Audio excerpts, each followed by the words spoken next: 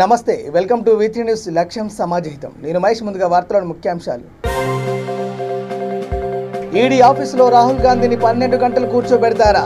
BJP తీరు మారకుంటే ఢిల్లీలో ధర్నా. TPCC chief Revanth Reddy. స్కూళ్లకు డుమ్మా కొడితే చర్యలు తప్పవు. ఉపాధ్యాయులను హెచ్చరించిన కొమరంభీం కలెక్టర్ చాహద్ బాజ్పాయ్.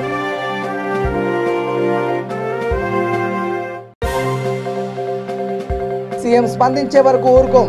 బాసర IIIT వద్ద కొనసాగుతున్న విద్యార్థుల ధర్నా.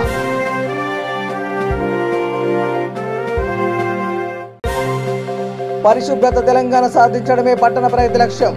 వర్ధన్నపేట ఎమ్మెల్యే ఆరూరి రమేష్.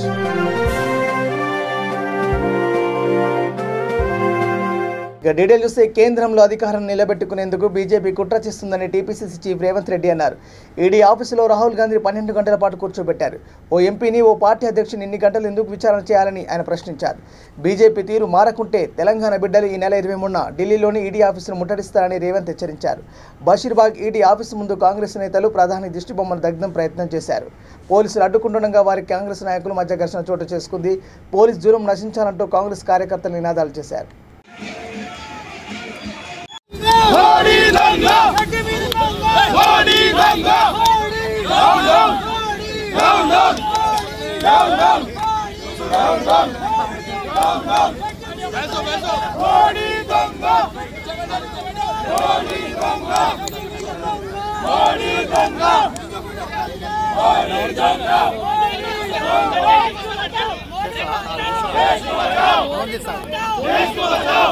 కొమరంభీం ఆసిఫాబాద్ జిల్లా కేంద్రంలోని ప్రభుత్వ బాలికల ప్రాథమిక పాఠశాలను అదనపు కలెక్టర్ చాహద్ బాజ్పాయ్ ఆకస్మికంగా తనిఖీ చేశారు.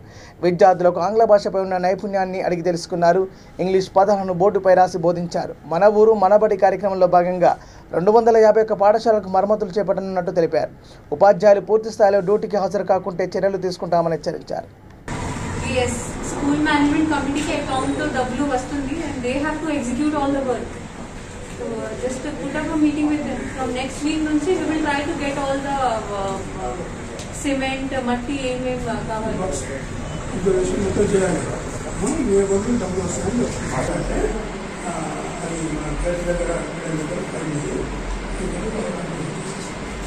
So every model school lo new session start కాలేదు.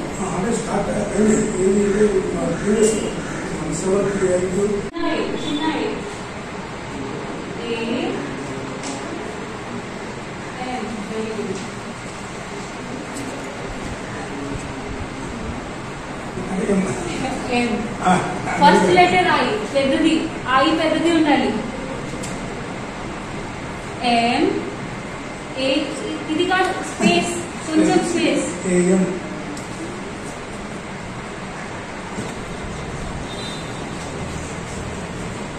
కాదు, M I M A M A M space పెట్టాలి.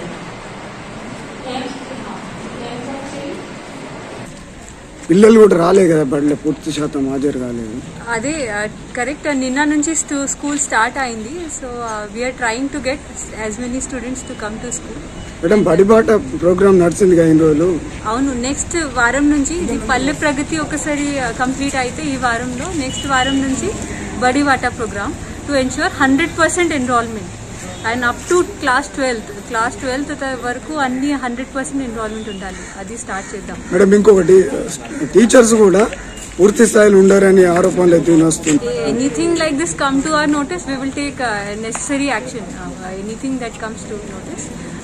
Schools are starting after 2 years. I think 1-2 రోజుల్లో 1-2 వారంలో అటెండెన్స్ ఆల్సో తక్కువ ఉన్నాయి పిల్లలకి. It will settle in 1-2 weeks. రాష్ట్రంలోని ప్రతి పట్టణం పచ్చదనంతో పరిశుభ్రంగా ఉండాలని సీఎం కేసీఆర్ పట్టణ ప్రగతి కార్యక్రమాన్ని శ్రీకారం చుట్టారని వర్ధన్నపేట ఎమ్మెల్యే ఆరూరి రమేష్ అన్నారు. గ్రేటర్ వరంగల్ 3వ డివిజన్ పైడిపల్లిలో ఆయన పర్యటించారు. ఈ కార్యక్రమంలో రైతు బంధు సమితి జిల్లా అధ్యక్షురాలు Ellahula Lalitha Yadav, corporator Jannu Shabarani, Anil Kumar, PSC chairman Ittala Harikrishna, director Lingamkoti తదితరులు పాల్గొన్నారు.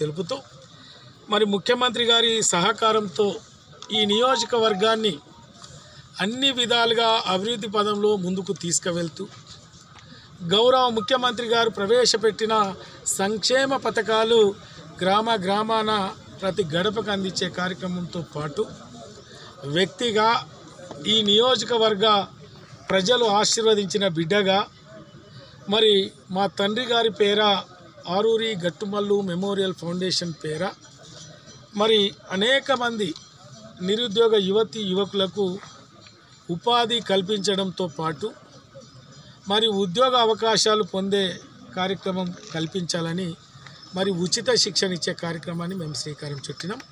దాన్ని విజయవంతం చేస్తున్న మా యువతకు నేను ప్రత్యేకంగా ధన్యవాదాలు తెలుపుతూ ఏది ఏమైనా ఈ నియోజకవర్గ ప్రజల రుణం తీర్చుకోవడానికి ప్రజలు ఆశించిన విధంగా ఇచ్చిన హామీల ప్రకారం బాపట్ల జిల్లా రేపెల్లె పట్టణంలో గడప గడపకు మన ప్రభుత్వం కార్యక్రమాన్ని రాజ్యసభ సభ్యుడు మోపిదేవి వెంకటరమణారావు ప్రారంభించారు.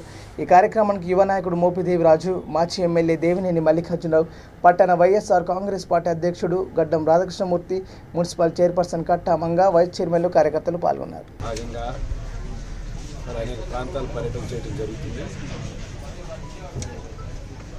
మేము మొదట చెప్పినట్టే మళ్ళీ ఇప్పుడు చెప్తున్నాం, పథకం రానటువంటి ఇల్లు అనేది లేనే లేదు. జగన్మోహన్ రెడ్డి గారు ముఖ్యమంత్రి అయిన తర్వాత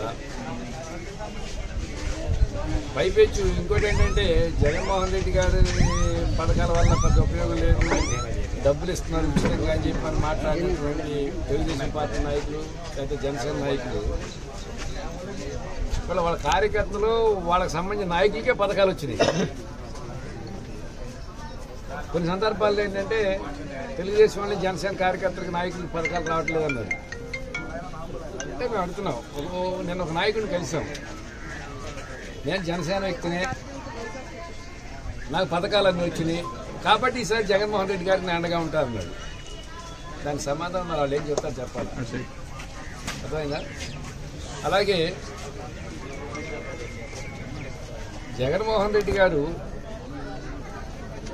పేదవాళ్ళ యొక్క ఆర్థిక స్థితిగతుల్లో మార్పు తీసుకురావాలి, వాళ్ళని ఆర్థికంగా చైతన్యవంతులు చేయాలని చెప్పి రకరకాలైన పథకాల పేరుతోటి ఎంతో కొంత పేదవాడిని ఆదుకుంటున్నాడు. ఆయన లక్ష్యం ఏంటంటే ఈ ఆంధ్ర రాష్ట్రంలో నివసించే ప్రతి పేదవాడు, ప్రతి మధ్యతరగతి కుటుంబీకుడు కూడా అర్హతే ప్రామాణికంగా పథకాలకు వాటి యొక్క ప్రతిఫలాలను తీసుకుంటూ ఎంతో కొంత ఆర్థికంగా చైతన్యవంతులు అవ్వాలి, వాడి కాళ్ళ మీద వాళ్ళు నిలబడాలి. అంటే ఒక పేదవాడు ఆర్థికంగా పైకి రావాలి అనేటువంటి లక్ష్యంతో జగన్మోహన్ రెడ్డి గారు రకరకాల పథకాల పేర్లతోటి ఆర్థిక చేయూతను అందిస్తున్నాడు. కానీ చంద్రబాబు నాయుడు గారు ఆయనకు వత్తాసు పలికేటటువంటి పెద్దలు కానీ నాయకులు కానీ పేదవాడుగానే ఉండాలి, వారి జీవితాల్లో మార్పు రావడానికి వీల్లేదు, ఇంకా పేదరికంలోనే మగ్గాలి, కాబట్టి ఈ పథకాలు ఇయటానికి వీల్లేదు అంటున్నారు. ఇది ఎక్కడ న్యాయం? ప్రతి వ్యక్తి కూడా కోరుకునేదని నేను, నాతో పాటు నా పక్కన వ్యక్తి కూడా కాస్త ఏదో ఒక విధంగా పైకి రావాలని కోరుకుంటాడు. ఆ కోరుకునే లక్ష్యం, ఆ కోరుకునే మనస్తత్వం జగన్మోహన్ రెడ్డి గారిది. నా పక్కన వ్యక్తి నేను తప్ప ఇంకోటి తెల్లబట్టలేటానికి వీల్లేదు, ఇంకో పథకం పొందటానికి వీల్లేదు, పేదవాడుగానే అడుగు తినాలని లక్ష్యం అంటే చంద్రబాబు నాయుడు గారు. రాష్ట్ర ప్రజలు ఈ వ్యత్యాసాన్ని గమనించారు కాబట్టే జగన్మోహన్ రెడ్డి గారి వలన మాకు ఈ పథకాల వలన ఆర్థికంగా ఎంతో కొంత ప్రయోజనం కలుగుతుంది. కొంతమంది అవాతాతలు అంటున్నారు గుంటూరు జిల్లా తెనాలిలో దారుణం చోటు చేసుకుంది. కుటుంబ కలహాల నేపథ్యంలో ఓ వ్యక్తి కాలువలో దూకి ఆత్మహత్యకు పాల్పడ్డాడు. కంచెర్లపాలెం గ్రామానికి చెందిన గొప్పరాజు అయ్యప్ప అనే వ్యక్తి ఓ ప్రైవేట్ కంపెనీలో గుమాస్తాగా పనిచేస్తున్నాడు. కొంతకాలంగా భార్య భర్తలు ఇద్దరు గొడవ పడుతున్నారని సమాచారం. దీంతో అయ్యప్ప కాలువలో దూకి ఆత్మహత్య చేసుకున్నాడు.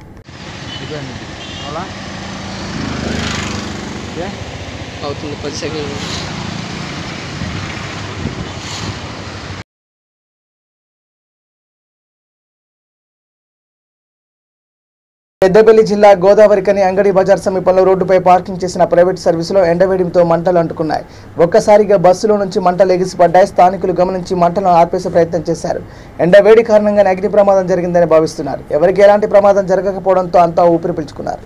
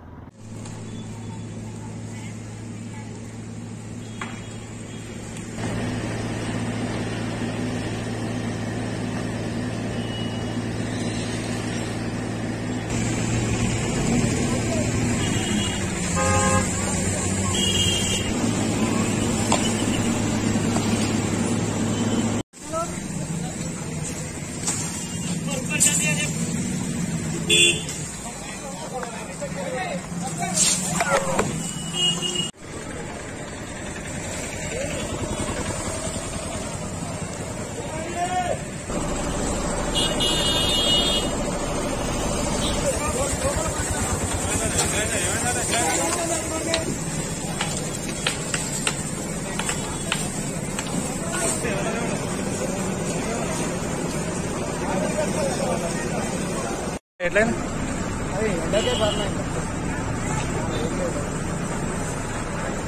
మామూలుగా పార్కింగ్ చేసిన అట్లనే దళిత బంధు ఇవ్వకుండా రాష్ట్ర ప్రభుత్వం దళితులను దగా చేస్తుందని సూర్యాపేట జిల్లా కేవీపీఎస్ ప్రధాన కార్యదర్శి కోట గోపి అన్నారు. మునగాల మండలంలోని దళితులందరికీ దళిత బంధు ఇవ్వాలని తహసీల్దార్ కార్యాలయం ముందు ధర్నా నిర్వహించారు. ఈ కార్యక్రమంలో కేవీపీఎస్ మండల నాయకులు నందిగామ సైదులు, తాళ్లపాక సైదులు, మాతంగి వెంకన్న, నాగయ్య తదితరులు పాల్గొన్నారు.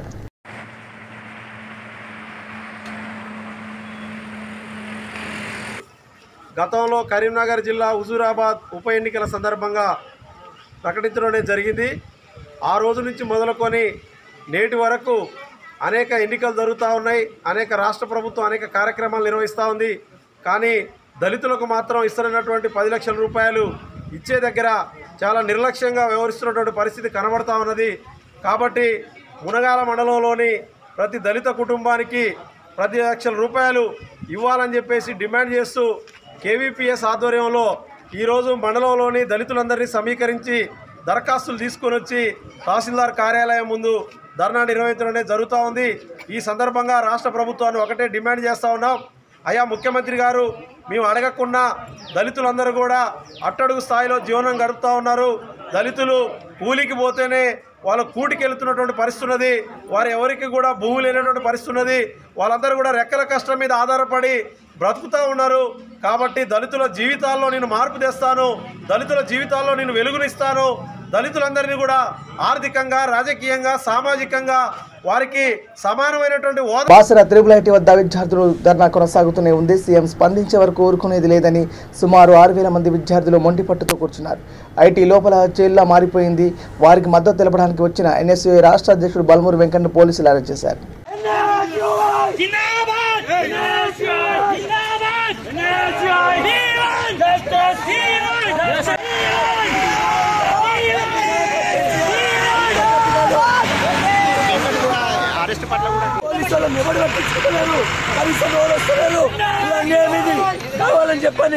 కావాలని చెప్పని సంబంధించిన వైస్ ఛాన్సలర్ లేడు. మీరు ఎట్లా వెళ్ళారు? నేను వెనకకెళ్ళి దొంగలకి వెళ్ళాల్సి వచ్చింది. జేఎన్టీయూ బస్టాండ్ పక్కన ఉన్న శివాలయం వద్ద కొంతమంది హక్కర్లు ఏర్పాటు చేసిన దుకాణాలు ఆలయ నిర్వాహకులకు తలనొప్పిగా మారాయి. టీ కప్పులు, సిగరెట్ ముక్కలు, చెరుకు రసం కప్పులు అక్కడే వేస్తుండడంతో చెత్తాచెదారం పేరుకుపోతుంది. దీంతో ఆలయానికి వచ్చే భక్తులు తీవ్ర ఇబ్బందులు గురవుతున్నారు. మున్సిపల్ కార్యాలయంలో ఫిర్యాదు చేసిన ఫలితం లేకపోయిందని ఆలయ కమిటీ చైర్మన్ సత్యనారాయణ వాపోయారు.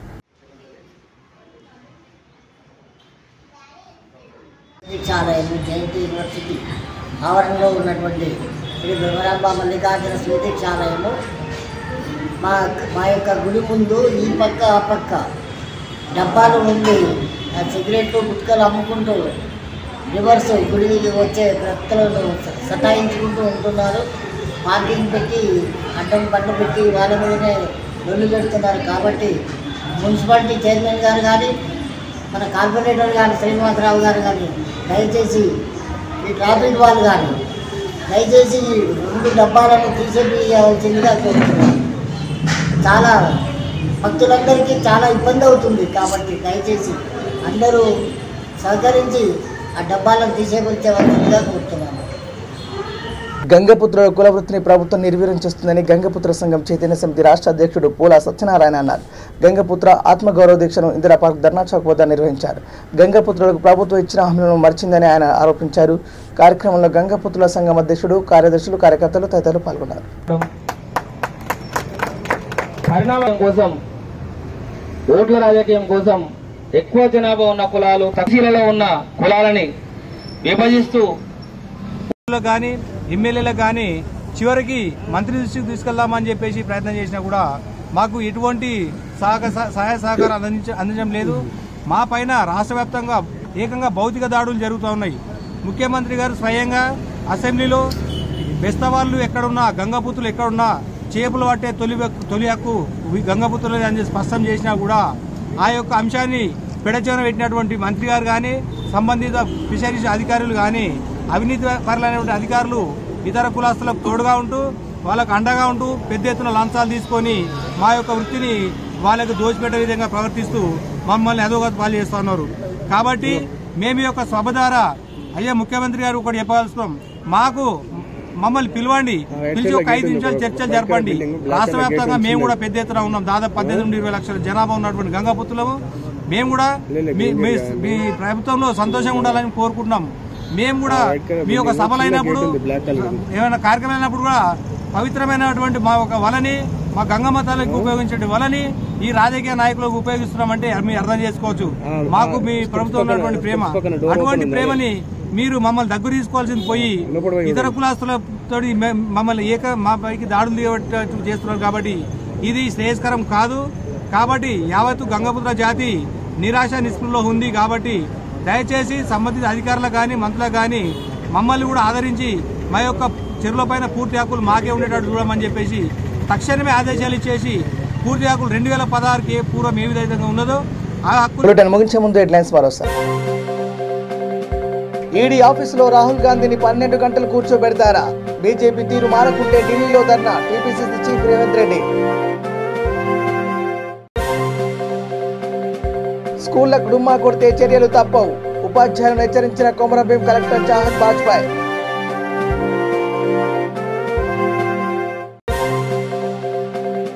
సీఎం స్పందించే వరకు ఊరుకోం, బాసర IIIT వద్ద కొనసాగుతున్న విద్యార్థుల ధర్నా.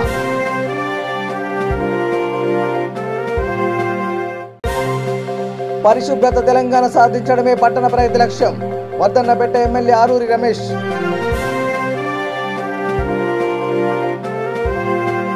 టీవీ బులెటిన్ అప్డేట్స్ కి వాచింగ్ V3 న్యూస్. లక్ష్యం సమాజేత. నమస్కారం.